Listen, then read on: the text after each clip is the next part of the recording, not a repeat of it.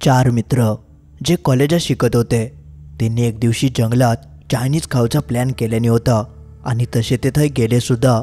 पाणवट्याचं भाग होतं, बाजूकत तळा होता आणि त्या दरम्यान त्यांच्यासोबत असं काय घडलं जा तुमका आजून हादरवून टाकेल. मंडळी, तुमचा पुन्हा एकदा मालवणी बोको ह्या यूट्यूब चॅनलवर स्वागत असा. आजचा अनुभव आपले सबस्क्रायबर सूरज यांनी आपल्याक पाठवल्याने आणि त्यांचो ह्यो अनुभव जेव्हा मी वाचलंय तेव्हा अक्षरशः माझे हातपाय कापाक लागले आणि नेमकी तेव्हा रात्र होती, त्यामुळे माका अर्धवटच गोष्ट टाकूची येयली. मग पुढच्या दिवशी मी ती गोष्ट पूर्ण केलंय. इतको ह्यो भयंकर अनुभव आज मी तुमका सांगणार आहे. पण त्याआधी तुम्ही जर ह्या यूट्यूब चॅनलवर पहिल्यांदा चिला असाल तर ह्या चॅनल सबस्क्राईब करूक मात्र विसरा नको. आणि आपली वेबसाईट त्यावरसून अजून तुम्ही शर्ट मागवक नसाल तर नवीन युजरसाठी 50 रुपये ऑफ असत, त्यामुळे 350 रुपयात फ्री डिलिव्हरी घरपोच टी शर्ट येऊ शकता. नक्की तुम्ही ऑर्डर करून बघा. चला तर मग आता आपण वळूया आपल्या आजच्या ह्या भयंकर अनुभवाकडे.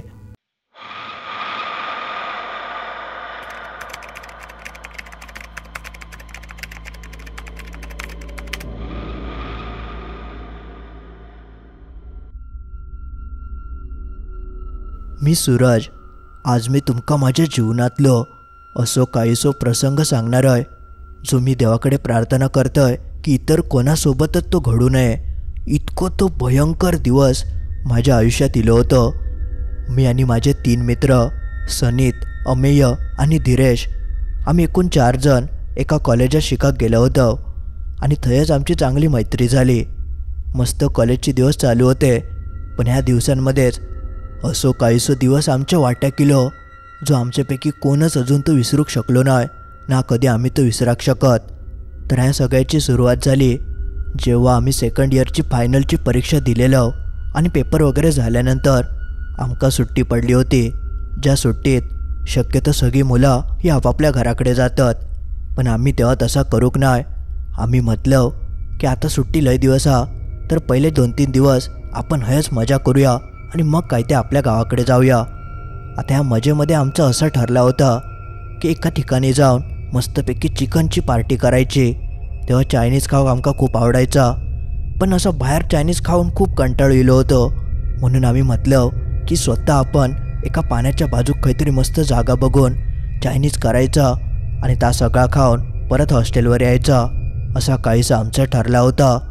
मी, अमेय आणि धीरेश हे आम्ही 3 जण हॉस्टेलवर राहायचो आणि सनीतचा थयच कॉलेजच्या बाजूक घर होता, त्यामुळे तो घराकडेच असायचो. आणि त्याच्या घराकडे त्याच्या वडिलांची एक 4 व्हीलर होती आणि हा सगळा प्लॅन त्याचाच होता. तो म्हणालो की मी 4 व्हीलरचं बघतोय, आपण 4 व्हीलरच घेऊन जाऊया, म्हणजे मस्त काहीतरी अशी जागा बघून सगळं आपल्या ते सामान वगैरे एकत्र नेऊ गावात. म्हणून आम्ही सगळी तयारी केलं. चिकन, सगळे सॉस जे काही लागतात, मसालो, कांदे, टोमॅटो हे सगळे बारीक सारीक सगळं सामान घेतलं, 4 व्हीलरमध्ये भरलं आणि त्या दिवशी 7:30च्या दरम्यान आम्ही एका ठिकाणी जाऊक निघालो. आणि त्या ठिकाणाबद्दलसुद्धा सनीतका चांगली माहिती होती, कारण तो थयच राहायचो. त्यामुळे खय जायचा, काय करायचा ह्याचा आमका काय घेणं देणं नाही होता, कारण त्या सगळा सनीतने आधीच ठरवलेल्या. त्यामुळे आम्ही एकदम निवांत होतो. सगळं सामान वगैरे आम्ही भरलो आणि त्या दिवशी आम्ही थंय जाऊक निघालो. सनीत स्वतः गाडी चालवत होतो. बघता बघता आम्ही त्या ठिकाणाच्या एकदम जवळपास जाऊन पोचलो होतो. पण तेवढ्यात आमका वाटेत थांबायचं लागला आणि त्यामागचं कारण होता रस्त्यात पडलेलं एक आडवा झाड. ते काय पावसाचे दिवस नाही होते ना खायचं वादळ वगैरे झालेला, पण अचानक त्या झाड कसा त्या वाटेत पडला तर अजूनपर्यंत आमका नाही माहिती. पण त्या झाड इतक्या मोठा होता की त्या आमका 4 जणांका हलणारा नाही होता. आणि त्यात एक कमालीची गोष्ट म्हणजे त्या पडलेल्या झाडावर एक कावळो अक्षरशः मोठमोठ्या नारडा होतो. वेळ होती 7:45ची, म्हणजे शाप काळोख पडलेलो आणि शक्यतो अशी रात्र झाल्यावर कावळे जास्त आरडत नाही, पण तो कावळो मात्र त्या पडलेल्या झाडावर बसून मोठमोठ्यानं आरडा आणि तो थांबाच नाही. ती गोष्ट मात्र जरा आमका पटण्यासारखी नाही होती. पण आता काय माहिती त्याका काय झालं असत असं विचार करून आम्ही काय लक्ष देऊक नाही.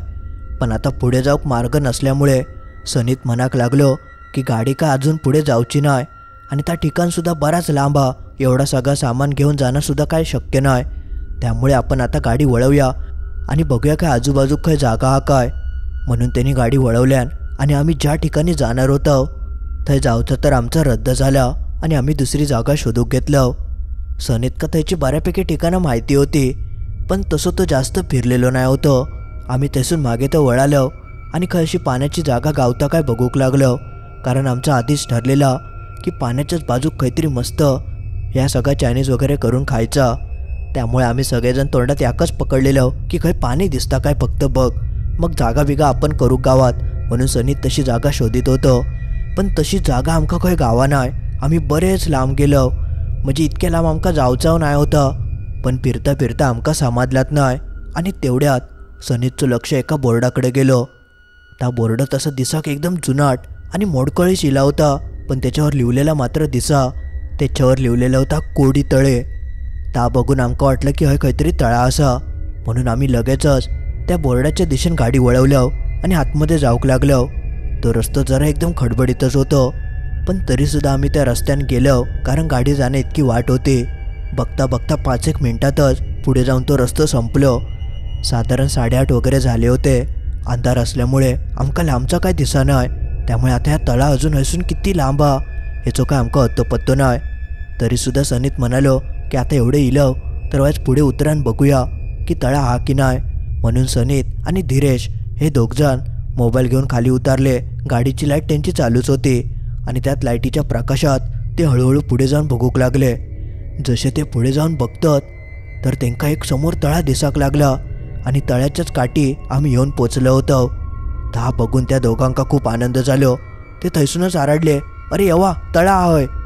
ता ऐकान आम्ही खूप खुश झालो. मग लगेच आम्ही दाराबिरा उघडून खाली उतरान त्यांच्या दिशेने जाऊक लागलो. थंय जाऊन आम्ही बघतो तर खरोखरच मोठमोठा तळा होता आणि अशी जागा आमका गावात ह्याचो आम्ही कधी विचारव करूक नाही होतं. पण म्हणतात ना, जसं वाटतं जसं दिसतं तसं नसतं. पण ह्याची कल्पना मात्र तेव्हा आमका चौघांपैकी कोणाकच नाही होती. आम्ही तेव्हा खूप आनंदी होतो आणि त्या आनंदाच्या भरातच आम्ही पटापट गाडीतलं सगळं सामान काढून घेतलं आणि पुढे जाऊन एक चांगली जागा बघून थंय लगेच सगळं आता सामान ठेवलं. आणि त्यानंतर आमका गरज होती लाकडांची, पण आजूबाजूक इतका जंगल की लाकडांची काय कमतरता नाही. त्यामुळे मी आणि अमेय बाजूची लाकडा तोडूक गेलो आणि सनीत आणि धीरेश पटकन कांदो टोमॅटो कापूक त्यांनी सुरुवात केल्याने आम्ही गाडीची लाईट चालूच ठेवलं होतं, जेणेकरून आमका सगळा दिसत. त्यासोबत आमच्याकडे मोबाईल आणि बॅटरी होते. त्यामुळे मग आम्ही बॅटरी वगैरे घेऊन आजूबाजूची लाकडा गोळा करूक लागलो. आणि लाकडा गोळा करत असताना आमच्या नजरेस जा काय पडला ज्याची आमच्या चौघांपैकी कोणाकच आशा नाही होती. आम्ही ज्या ठिकाणी आम्ही त्या सगळा चायनीज वगैरे करूचं ठरवलं होतं थैसून जेमथेम 10 ते 15 पावलाच्याच अंतरावर एक बावडी होती. बावडी म्हणजे एक विहीर होती आणि त्या विहिरीत कटोडं वगैरे अजिबात नाही होतं. नुसती काटेरी झाडकाठी नुसती वाढलेली. त्यामुळे मी अमेयक म्हणालोय, अरे बापरे, बाजूकच विहीर हा आणि ते का कटोडव नाया, त्यांका सांगा कोया, नाहीतर फिरता फिरता आपले पडती बिडती बुतूर. कारण विहिरीत कटोडं नसलो की जरा धोकादायकच असतं. त्यामुळे आम्ही जरा लांबच रावलो आणि सनीत आणि धीरेशकाव सांगितलं की हे बाजूक विहीर हा, त्यामुळे सांभाळून जावा. पण तसं काय आमचं थोडे जाऊचं संबंध नाही होतं, त्यामुळे एवढं काय आम्ही विचार करूक नाही. बघता बघता आम्ही लाकडा गोळा केलं आणि ते आग वगैरे पेटवून आम्ही लगेचच त्या सगळ्याक सुरुवात केलं. आम्ही जागा बदललेली असल्यामुळे आमचं 1 तास त्याच्यातच गेलो होतो, पण त्या जागेपेक्षा ही जागा मात्र खूप भारी होती. त्यामुळे आम्ही काय उशीर वगैरे झालो याच्याकडे लक्ष देऊक नाही आणि उलट म्हणाक लागलो की जा काय होता त्या चांगल्यासाठीच होता. असा बोलून आम्ही गप्पा गोष्टी मारत त्या सगळा करूक लागलो.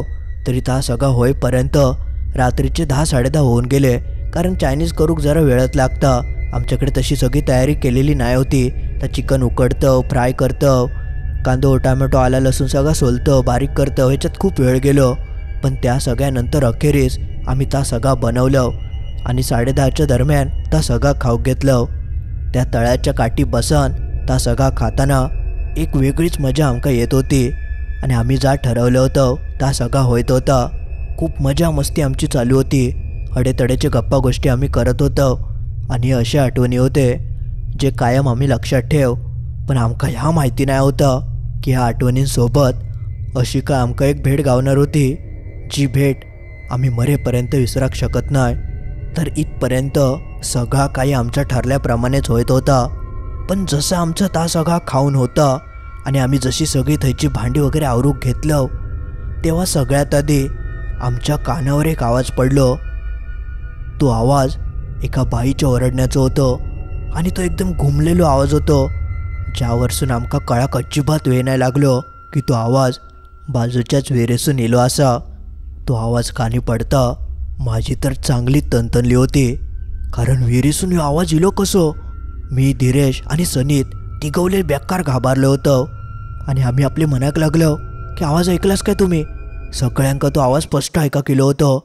तसं मी सगळ्यांका मनाक लागलोय, हे चला बस झाला ना आपला. पण आमच्यात जो अमेय होतो तो मात्र ह्या सगळा मानणारो अजिबात नाही. ते का आम्ही हॉस्टेलमध्ये अशी खूप गोष्टी सांगलेलो, पण ते काय अजिबात पटायचं नाही.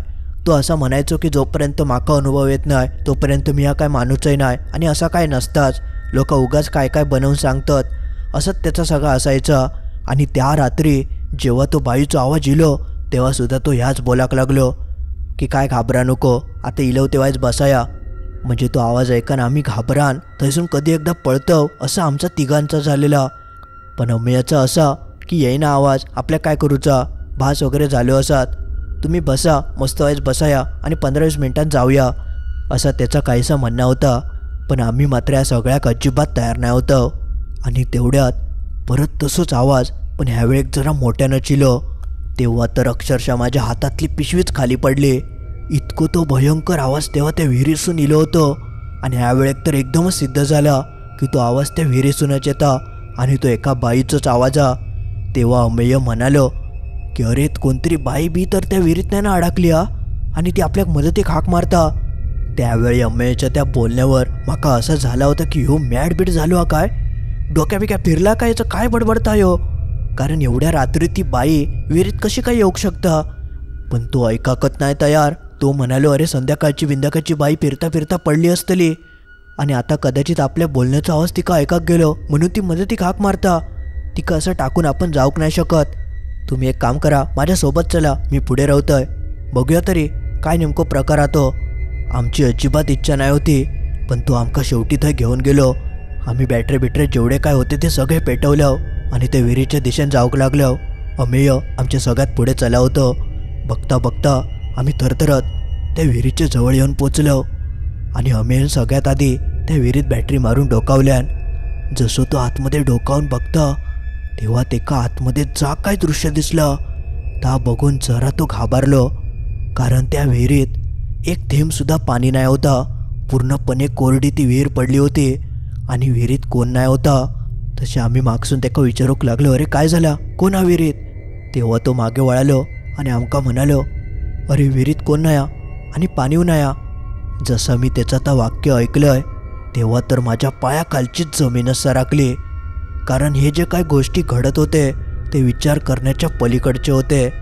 2 वेळा त्या बाईचा आवाज त्या विहिरीसून इलो होतं आणि तळ्याच्या बाजूकत लागान ती विहीर होती. मग विहिरीक पाणी नाही कसं काय, विहिरीक तर पाणी व्हाया. आणि हे गोष्टी अमेयक जेव्हा आम्ही विचारलं तेव्हा तो सुद्धा जरा घाबरलो. तो म्हणालो की हा असं होणं जरा शक्य नाही. त्यांनी स्वतः आवाज ऐकलेल्यान पण त्या विहिरीत काय नाही होतं आणि त्यात पाणी नाही, त्यामुळे तो जरा घाबरलो. पण तरीसुद्धा आमच्या खात्रीसाठी आम्ही 3 जणांनी हळूहळू त्या विहिरीत वाकान बघितलं की खरोखरच अमेय सांगता की पाणी नाही की फसवता.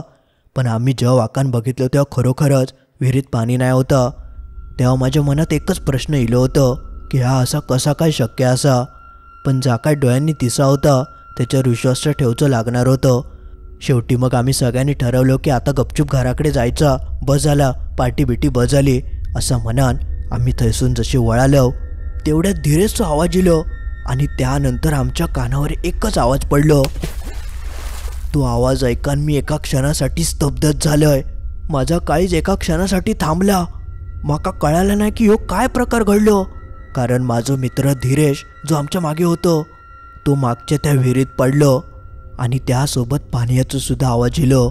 आणि ह्यो आवाज येता त्याच्या दुसऱ्या क्षणाकच आम्ही वळण मागे बघितलं तर धीरेश नाही होतो, म्हणून आम्ही विहिरीत डोकावलं तर विहीर पूर्ण पाण्याने भरली होती आणि त्या पाण्यावर धीरेश असो हातपाय मारी होतो. ता दृश्य बघून आम्ही सगळेजण चक्रावून गेलो. त्यावेळी आमच्यावर जी काय परिस्थिती होती ती परिस्थिती इतर कोणावरच येता नये अशी मी देवाकडे प्रार्थना करतोय. ते क्षण इतके अंगावर काटे आणणारे होते की मी तुमका ता सांगा का शकत नाही. मगाशी जी कोरडी विहीर होती त्या विहिरीत अचानक पाणी इला कैसून आणि ह्यो धीरेश आमचो मित्र खाली पडलो कसो. आमचं असं झालं की आता आमचा काय खरा नाही. ह्यावेळी जा काय घडता ता खूप भयंकर आणि आम्ही हय्यन खूप मोठी चूक केलं. मगातपासून अमेय जो मोठमोठी आमका भाषणा देत होतो तो सुद्धा गप्प झालो, कारण घडलाच तसा होता. धीरेश मोठमोठ्यान हातपाय मारत वाचवा वाचवा असं आरडत होतो आणि आम्ही मात्र एकमेकांच्या तोंडाकडे बघतच राहिलो. काय करूचा तास सुधरत नाही होता. कोण पुढाकार घेतलो, कसो ते का आपण आता बाहेर काढतलो कायच समजत नाही होतं. पूर्णपणे आम्ही सुन्न झालेलो. माझा काळीज आचून उडवाक लागलेला आणि माझं मन सांगत होतं की आता तुमचा काय खरा नाही. पण तेव्हा आमची एकच अशी चांगली बाजू होती की आम्ही तर एकूण 4 जण होतो. एकात दुसरं जर कोणतं असतं तर तो त्या परिस्थितीशी 2 हात करूकच शकलो नसतो. होय, आम्ही अजून 3 जण उभे होतो. त्यामुळे काय ना काय आपण करून ते का बाहेर काढू असं आम्ही मग ठरवलं आणि लगेचच काही काटीबिटी गावता का शोधूक लागलो. तोपर्यंत धीरेश त्या अंधाऱ्या बावडीत पाण्यात हातपाय मारत मोठमोठ्यानं आरडत होतो आणि त्याचा तो आवाज सारखं माझ्या कानावर घुमा. माका कळालं होतं की आता नक्कीच काहीतरी भयंकर आपल्यासोबत घडणारा, एकतर धीरेशसोबत तरी नाहीतर आमच्यासोबत तरी. माझ्या तेव्हा डोक्यात एवढाच होता की देवाच्या कृपेन कसं तरी धीरेश त्या विहिरीच्या बाहेर येऊन दे. पण अशा वेळेत काय करूचा त्या सूचना नाही. आम्ही पूर्णपणे सुधीर बुधीर झालो होतो. कोण हडे धावता तडे धावता काठी शोधता कायच आमच्या हातात लागत नाही होतं. आणि तेवढ्यात सनीचा डोक्यात चालला. तो म्हणालो की अरे आपण खाली घालूक 2-3 चादरी घातलं होतं ना, ते चादरी आपण बांधूया आणि पटकन खाली सोडूया, म्हणजे ते का आपण वर घेऊ शकतो. जसं त्यांनी ह्या म्हटल्यान तसे आम्ही पळत पळत जे आमचं सामान एकत्र केलेलं होतं थंय गेलो आणि थंयचे चादरी जे घडी घातलेले होते ते पटकन एकामेकाक बांधलं. 3 आमच्याकडे चादरी होते, त्यांची टोका आम्ही एकमेकात बांधलं आणि लांब लचक एक रशीसारखी तयार केलं.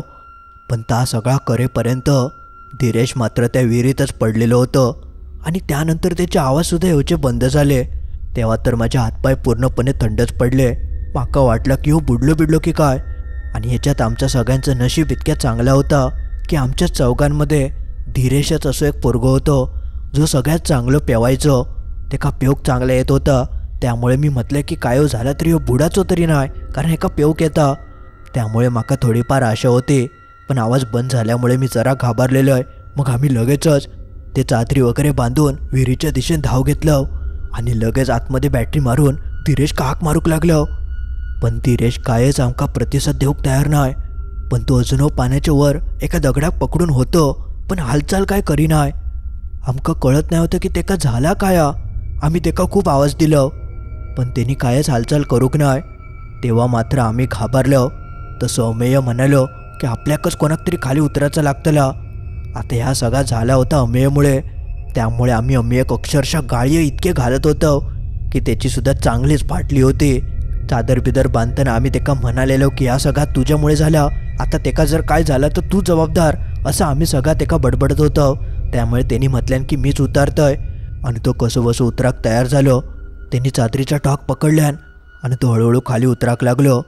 ती विहीर जास्त खोल नाही होती, पण त्यावेळची परिस्थिती मात्र खूप भयंकर आणि त्या परिस्थितीत त्या सगळा करणं ह्याच खूप मोठा होता.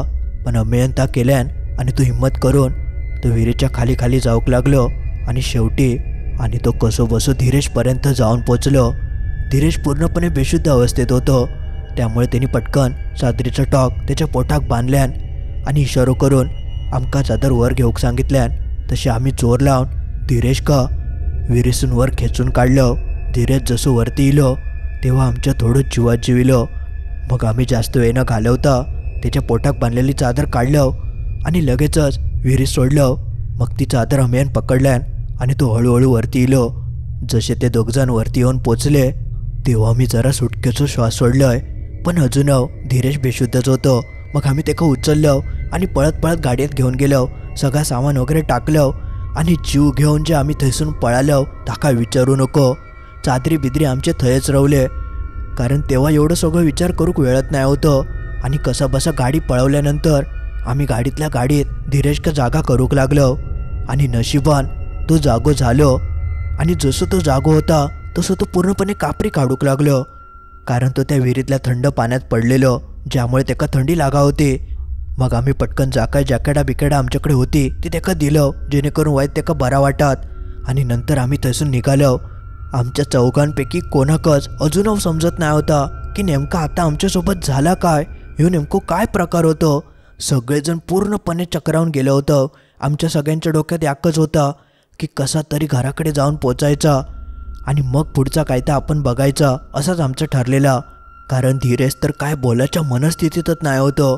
तो नुसतो कापरी काढी, त्यामुळे लवकरात लवकर त्याका कपडे वगैरे काढून सुके कपडे घालणं खूप गरजेचं होतं. त्यामुळे आम्ही जास्त वेळ काढूक नाही. पण तेव्हा आमका याची कल्पना नाही होती की धीरेशसोबत नेमको काय प्रकार घडलो आतो. पण त्याच्यासोबत जा काय घडला होता ता तुमका शेवटला जेव्हा तुम्ही ऐकशाल तेव्हा तुम्ही पूर्णपणे हादरान जाशाल. आम्ही तेव्हा थैसून तर निघालो. साधारण तेव्हा रात्रीचे 11:30 पावणे 12 होय दिले होते. आणि तेवढ्यात आमका रस्त्याच्या मधोमध एक उंच धिप्पाड म्हातारं उभं असलेलं दिसलं. त्या म्हाताऱ्यावर जशी लांबसून लाईट पडली तसं तो एकदम उठान दिसाक लागलो. आधीच आम्ही या सगळ्या प्रकारासून सावरलो नाही होतं. त्या म्हाताऱ्या कसा रातचा रस्त्याच्या मधोमध उभा बघून आमची तर पूर्ण बोबडीच वळण गेली. आत्ता ह्यो आणि काय नेमको प्रकार ह्याच आमका कळत नाही होता. तशी सनीतने त्या म्हाताऱ्याच्या जवळ जाऊन गाडी थांबवल्यान, कारण तो म्हातारो हालाकत तयार नाही. आणि ह्यो काहीतरी अजून भुताटकेचो प्रकार हा असं आमका आपल्या सगळ्यांका वाटाक लागला. आम्ही सगळेजण देवाचं नाव घेऊक लागलो. काय कळत नाही होतं की काय करायचं. आणि बघता बघता अडे धीरेश का काय झाला काय माहिती, तो मोठमोठ्यानं आरडाक लागलो. आणि पटकन त्यांनी गाडीचं दार उघडूक घेतल्यान, पण दारा लॉक असल्यामुळे त्याका दार उघडा नाही. त्यामुळे तो मोठमोठ्यान दारार हात आपटता आणि म्हणालो माका जाऊन दे, माका जाऊन दे, माका जाऊन दे, असं तो आरडाक लागलो. आम्ही म्हटलं अरे झाला काय, थांब गाडी येतं, थांब, काय नाही होचा, काय नाही होचा. पण तो ऐकाकत तयार नाही. तो मोठमोठ्यान आरड घालून गाडीत बसाकत तयार नाही. तो म्हणालो माका गाडीसून बाहेर जाऊक देवा, गाडीसून बाहेर जाऊक देवा. आम्ही कसा बसा करून त्याका अडवलं. आणि त्याच्या नादात तो समोरचं म्हातारो चलत चलत आमच्या गाडीच्या एकदम जवळ येऊन पोचलो. आणि बघता बघता तो आमच्या गाडीच्या बाजूसून ज्या ठिकाणी धीरेश बसलो होतो त्याच बाजूच्या खिडकीकडे येऊन उभं राहिलं. आणि त्यांनी फक्त एक नजर धीरेशच्या डोळ्यात टाकल्यान. आणि जसं तो म्हातारो त्याच्याकडे बघता तसं धीरेश जो एकदम मोठ्यानं आरडलो आणि बेशुद्ध झालो. त्यावेळी अक्षरशः आमच्या अंगार काटो इलो होतं. ह्यो आता म्हातारो हा कोण, आणि ह्या म्हाताऱ्याक बघून ह्यो असं कशाक आरडता, एका काय झाला तर आमका कायच समजत नाही होता. पण त्यानंतर जो धीरेश बेशुद्ध झालो तो उठाकत तयार नाही. आम्ही त्याका खूप उठवचा प्रयत्न केला. तेव्हा मात्र माका वाटलं की झाला, जा होक नको होता ताच घडला. आणि तोपर्यंत आम्ही बाहेर बघतो तर तो म्हातारो सुद्धा काही नाहीसं झालं होतं. तेव्हा मी सनीत का म्हणाले, सनीत तू गाडी चालव आणि खयच्या तरी हॉस्पिटलमध्ये गाडी घे, एका काय झालं कळत नाही. तशी सनीतनेची गाडी पळवल्यान ती एका हॉस्पिटल येईपर्यंत काय थांबवक नाही. त्यांनी पटकन एका हॉस्पिटलात गाडी नेल्यान. मग लगेचच आम्ही त्याका ॲडमिट वगैरे केलं, कारण तो अजिबात शुद्धीत नाही होतो. रात्रभर आम्ही त्या हॉस्पिटलच्या बाहेर बसान होतो. आमच्या तिघांचं डोळ्यात डोळं काय लागाक नाही. आणि कसं लागतलो म्हणा.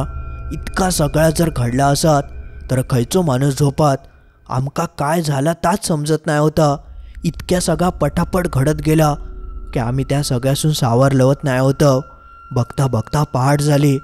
आणि पहाटे डॉक्टर आमका येऊन भेटले आणि ते म्हणाले की तुमचं मित्र आता एकदम सुखरूप हा.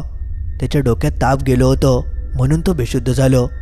रात्रभर आम्ही त्याका सल्यान लावलं आणि आता तो एकदम चांगलो हा, ताप बी उतारलो. तुम्ही त्याका जाऊन भेटाक शकतास. डॉक्टरांनी जेव्हा ह्या सगळं सांगितल्याने तेव्हा अक्षरशः मी आवंडो गिळलोय. रात्रभर मी पाणी पिलंय नाही होतंय. आणि ता सगळं ऐकान मी एकदम पूर्णपणे मुक्त झाल्यासारखं झालंय.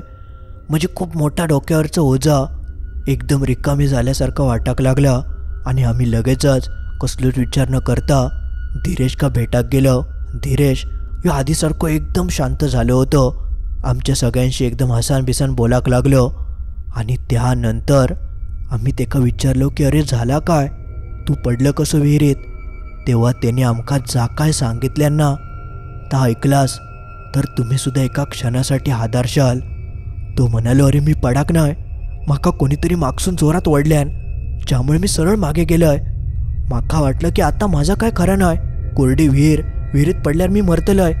पण अचानक मी पाण्यात पडलोय. थंय पाणी खंयसून इला म्हाका नाही माहिती. आणि त्यानंतर थंय जा काय होऊक लागला ता फक्त मी बघत होतोय. म्हाका माहिती नाही होतं की मी आता जिवंत रावतलोय की नाही. पूर्ण काळोख होतं आणि त्या पाण्यात मी एकटो तरंगत होतोय, हातपाय मारित होतोय, मोठमोठ्यानं आरडत होतोय. म्हाका तुमच्या सगळ्यांचा आवाज येत होतो. म्हाका कळा नाही की आता तुम्ही म्हाका बाहेर कशें काढतलास. आणि सगळ्यात मोठो प्रश्न म्हणजे ह्या विहिरीत पाणी खंयसून इला ह्याच झटक्यात मी आधी अडकलेलो आहे. पण नंतर तुम्ही सगळेजण खंय ते निघान गेलास आणि तेव्हा मी एकटोच त्या विहिरीत होतोय. त्या क्षणी मी माझ्या जीवनातला असला भयंकर दृश्य बघितलंय जा म्हाका वाटत नाही खंयच्या माणसान कधी बघितल्या नसत. माझ्या डोळ्यात देखत एक बाई लांब लचक केसाची, लाल लाल भडक डोळ्यांची अशी माझ्या समोर इली. ता रूप बघता क्षणी माझे हातपाय पूर्ण आकडानच गेले. म्हाका कायच सुधारला नाही. मी डोळे ढापून घेतलंय आणि नंतर म्हाका काय झाला ता अजूनपर्यंत नाही समजला. त्यानंतर माझं शरीर पूर्णपणे सुन्न पडलं. मी हातपाय मारूचा सोडून दिलंय आणि म्हाका फक्त तुमचे आवाज ऐकाक येत होते. पण मी मात्र काय बोलूक शकत नाही होतंय, ना माझे हातपाय हलवूक शकत होतंय. पूर्णपणे कोणीतरी म्हाका बांधून ठेवल्यासारखं वाटाक लागला. नंतर माझ्यासोबत काय घडता ताच म्हाका समजना. म्हाका तुम्ही सगळे जा काय बोलत ता सगळं ऐकाक ये, पण मी स्वतःहून काय करूक शकत नाही होतंय. मग तुम्ही म्हाका गाडयेत वगैरे टाकलास, थंयसून पुढे घेऊन गेलास. थंयपर्यंत मी पूर्णपणे अडकानच होतंय. पण जेव्हा वाटेत तो म्हातारो कोणतो इलो तेव्हा म्हाका वायच बरा वाटला. म्हणजे थोडक्यात कोणीतरी रशियन गोल गोल गुंटाळून तुमका बांधून ठेवलेला असा काहीसा माझा झाला होता. आणि तो म्हातारो इल्यावर हळूहळू ती रशी सैल होता आणि कसे आपण मोकळे होतो तसा म्हाका जाणवूक लागला. आणि त्यानंतर तो म्हातारो जवळ इलो तेव्हा तर मी एकदम पूर्णपणे मोकळं झालोय आणि डोळ्यासमोर पूर्ण अंधार येले. म्हणजे तेव्हा म्हाका असं वाटलं की मी सुटलोय, कसल्या तरी मोठ्या संकटातून सुटलोय याची म्हाका तेव्हा जाणीव झाली. आणि त्यानंतर जेव्हा म्हाका जाग येली तेव्हा मी हॉस्पिटलात होतोय. पण म्हाका त्रास मात्र मग काय होत नाही होतं. धीरेशने जेव्हा ह्या सगळ्या आमकां सांगितल्यान तेव्हा एका क्षणासाठी म्हाका असं वाटलं की धीरेश मरता वाचलो, नाहीतर त्याचा काय खरा नाही होता आणि त्यासोबत आमचा काय खरा नाही होता. तेव्हा मात्र म्हाका कळान चुकला की ह्याच्यापेक्षा वाईट अजून कधी कोणचा होऊकच शकत नाही.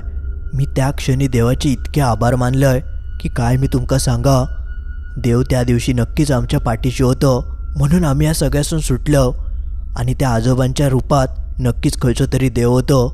ही गोष्ट जेंका मी सांगतोय ती लोकां म्हाका मनाक लागली की तो राखणदार होतो, जो गावची राखण करता. धीरेश का त्या दिवशी त्या बावडेतला काहीतरी लागला होता आणि तो आपल्यासोबत त्या शक्तीक घेऊन जायत होतो. पण त्या गावच्या राखणदारान त्या सगळ्या शक्तीक मागे फिरवल्यान आणि धीरेशका थंयसून मोकळा केल्यान. नाहीतर आमकां कल्पनाच नाही होती की आम्ही धीरेशसोबत अजून एका वाईट शक्तीक घेऊन चाललो. ती जर त्याच्यासोबत येते तर पुढे मात्र अजूनच खूप मोठा आणि भयंकर होऊन बसला असता. पण ह्या संदर्भात आम्ही पुढे जाऊन चौकशी केलं की नेमकी ती बावडी कोणाची आणि ती अशी वळसाड कशाक टाकल्यानी. तेव्हा आमकां एक जी गोष्ट समजली ती गोष्टसुद्धा विचार करण्याच्या पलीकडची होती. त्याच्या आजूबाजूच्या लोकांनी सांगितल्याने की ती विहीर वसाड टाकलेली कारण आजूबाजूची लोक त्या विहिरीत खोटानाटा करणी कर्तूत करून त्या विहिरीतच टाकतात. तेव्हापासून ती विहीर पूर्णपणे झपाटलेली असा. ते संध्याकाळपासून रातपर्यंत कोण एक फिरकत नाही. ह्या सगळं ऐकल्यानंतर आमच्या तर तोंडचं पाणीच पळाला. इतकी भयंकर जागा असन आम्ही मस्तपैकी त्या बाजूक बसन चायनीज वगैरे खाल्लं. म्हणजे आम्ही किती मूर्ख होतो ह्या सगळ्याची जाणीव आमकां ता सगळं ऐकल्यानंतर झाली. पण ह्याबद्दल आमकां माहितीच नसल्यामुळे आम्ही तो मूर्खपणा करून बसलो. पण म्हणतात ना, अंध भला तो सब भला. आमकां कोणाक काय त्रास झालो नाही, पण ती रात्र मात्र आमच्या जीवनात एक वेगळीच जागा करून गेली, जी जागा काय केल्या कोण खोडूक शकत नाही.